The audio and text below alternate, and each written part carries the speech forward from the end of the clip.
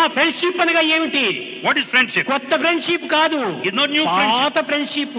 It's the old friendship. పాత friendship మీ ఇంటికి వస్తే "ఏ రారా పోరా కూర్చోరా" అంటాం. If any of your old friend comes, you talk to him. Come వారు in. ఏమాత్రం కించిత్ కూడా గౌరవించము. You don't respect him in any way.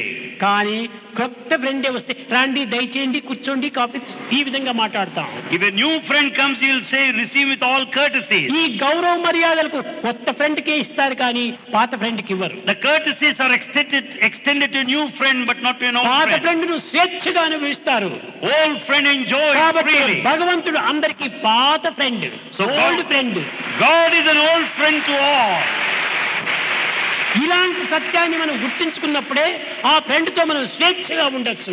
When you recognize the truth, you can move freely with that friend. కనుక నీ దోషములు కూడా నువ్వు ఆ ఫ్రెండ్ తో చెప్పుకోవాలి. You can express your mistakes to that friend. ఆ ఫ్రెండ్ యొక్క ఆదేశాన్ని నీవు అందుకోవాలి. నీ హృదయాన్ని పరిశుద్ధం గావించుకోవాలి.